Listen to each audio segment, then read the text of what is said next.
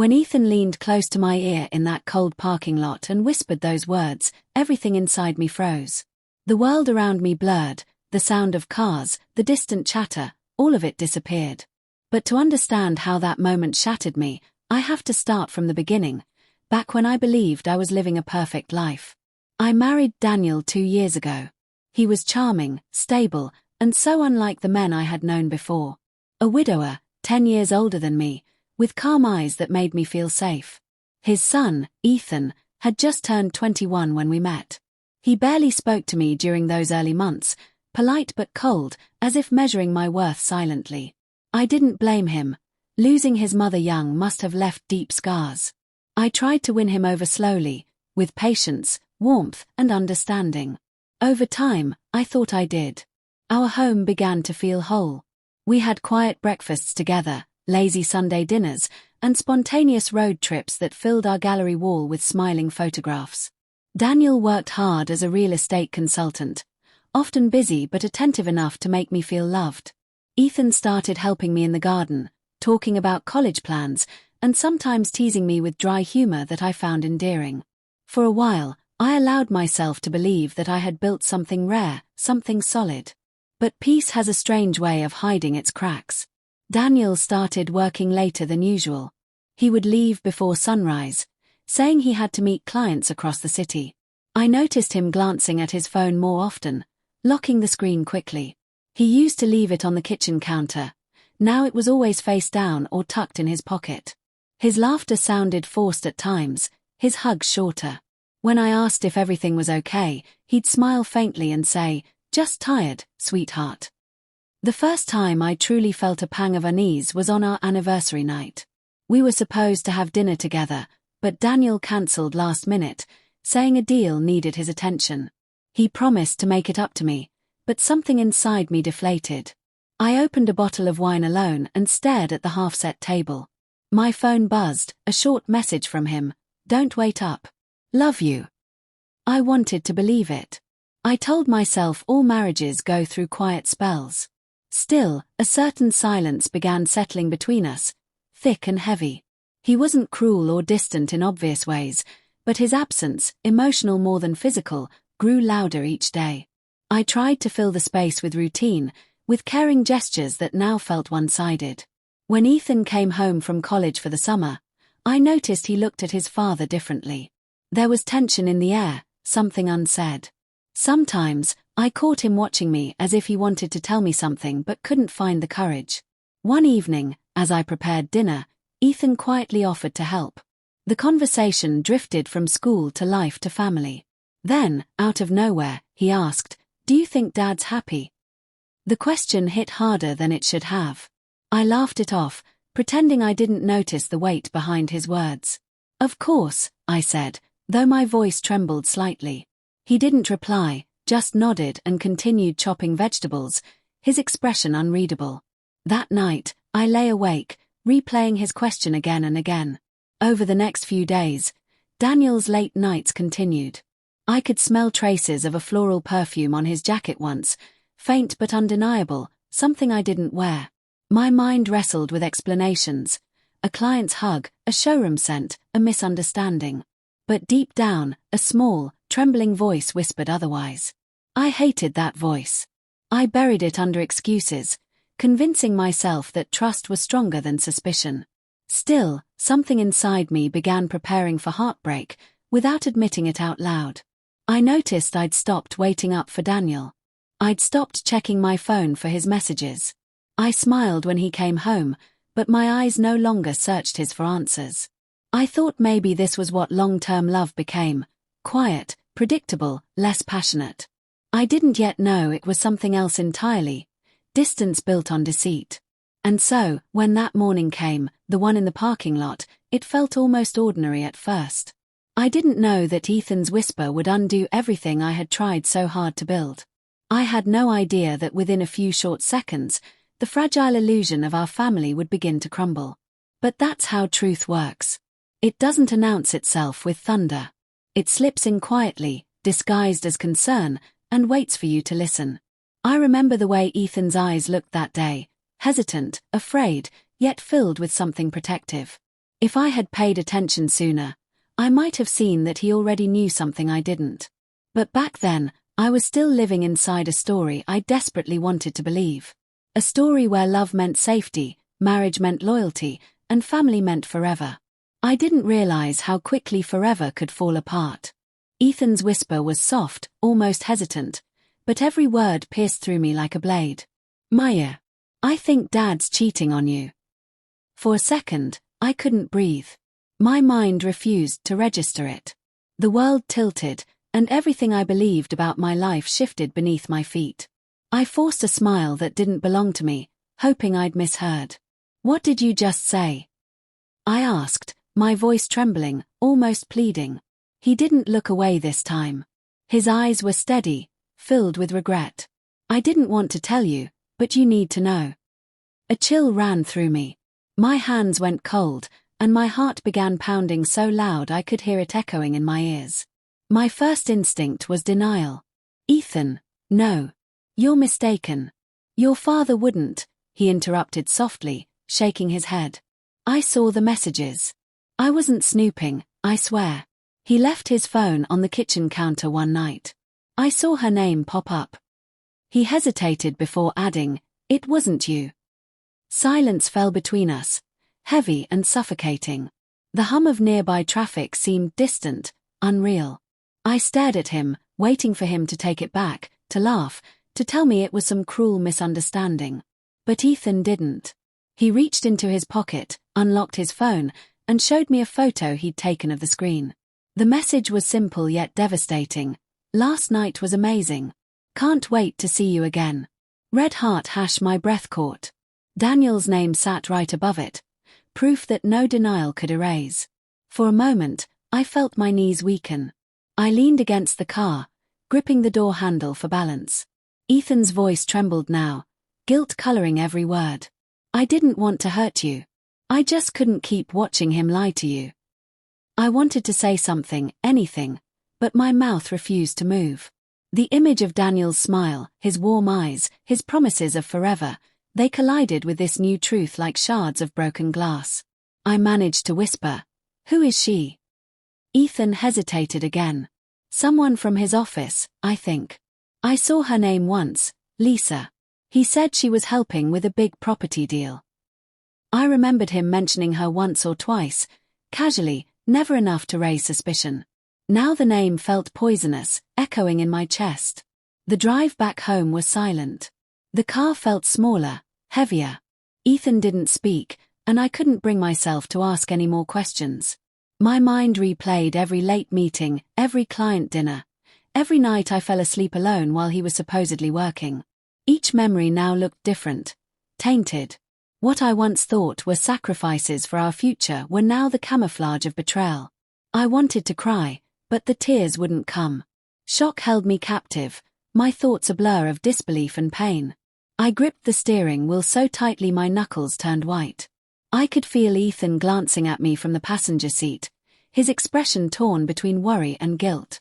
I knew he wanted to comfort me, but I couldn't bear to be touched. Not yet. Not when everything still felt unreal. When we reached home, I parked the car in the driveway and sat there for a long moment, unable to move. The house looked the same, quiet, familiar, innocent, but it no longer felt like mine. Inside those walls was a man who had smiled at me every morning, kissed me goodnight, and whispered promises he didn't mean. The foundation of my world had cracked, and I didn't know how to hold it together. Ethan finally spoke, his voice barely above a whisper. "I'm sorry, Maya. I didn't want to be the one to tell you." I shook my head slowly. "No, you did the right thing," I said, though my throat burned. "Thank you for telling me."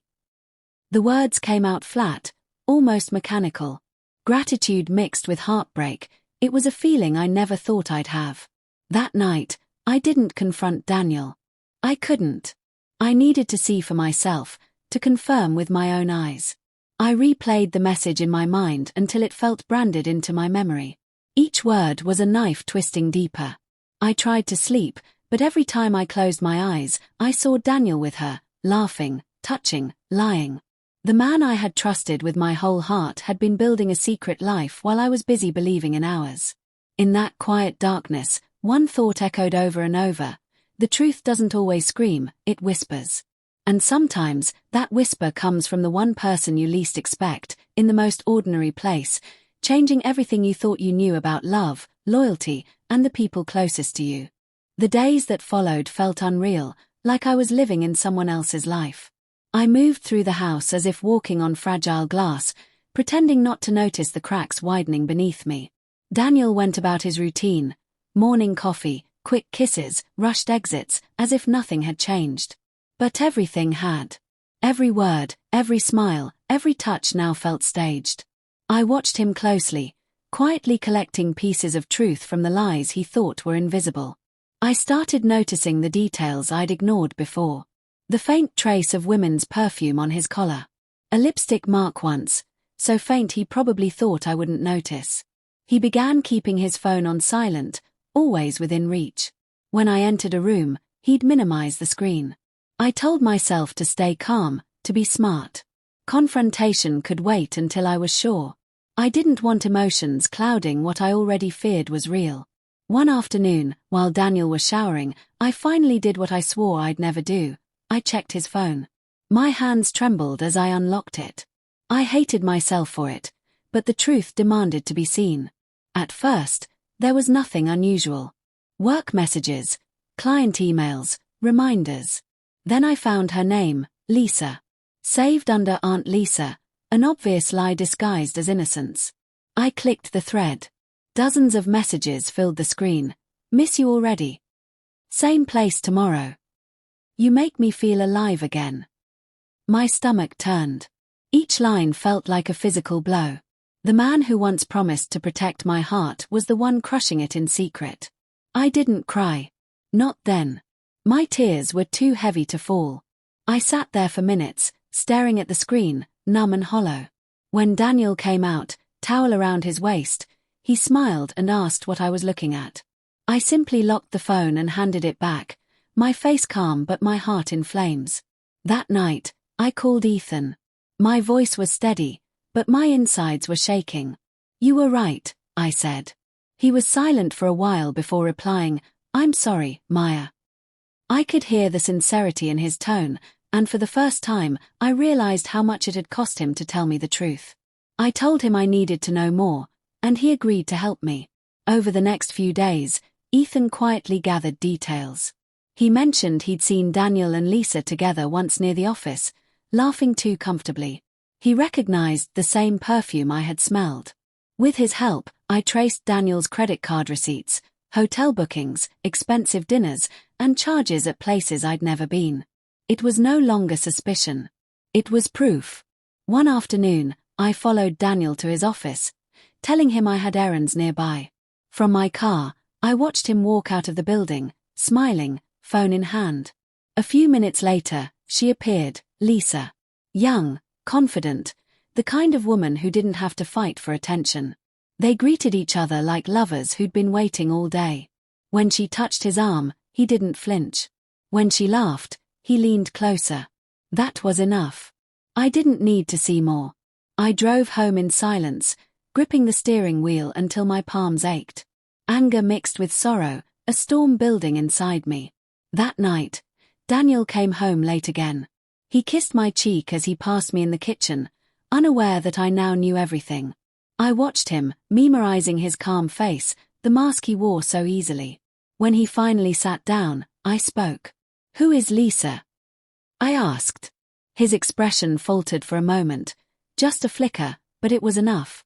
She's a coworker, he said quickly. Why? I held his gaze. You've been seeing her. My voice was quiet, almost too calm. He looked away, then back at me. Maya, it's not what you think. The words spilled out too fast, rehearsed. It was just a mistake. It didn't mean anything. That sentence broke something inside me. Didn't mean anything. The dinners, the messages, the lies. None of it meant anything to him. But it meant everything to me. I stood there, staring at the man I once thought was my safe place, realizing he was the reason I no longer felt safe anywhere. He reached for me, but I stepped back. I couldn't bear his touch, not after knowing where those hands had been. My voice came out softer than I expected, but firm. You ended us the moment you lied. He tried again, begging, explaining, twisting the story, but I didn't listen. The truth had already spoken, and it was louder than any excuse he could offer. I turned away before the tears came, walking to the bedroom in silence. Behind me, he called my name, his voice cracking. But I didn't stop. I couldn't. That night, I sat on the edge of the bed, staring at the wedding photo on the wall. Two people smiling, unaware of the storm waiting years ahead. Love wasn't supposed to hurt like this. But sometimes, it does, not because it fails, but because someone stops choosing it. And Daniel had stopped long before I found out. The morning after the confrontation, the house felt emptier than ever. Daniel had slept in the guest room, though I doubted he slept at all. I didn't. I just sat there, watching the sun rise through the curtains, wondering how something as bright as love could fade into something so cold. I made coffee out of habit, not because I wanted it, but because I needed something normal to hold on to. When Daniel came into the kitchen, he looked like a stranger wearing my husband's face. He started talking before I could even look at him.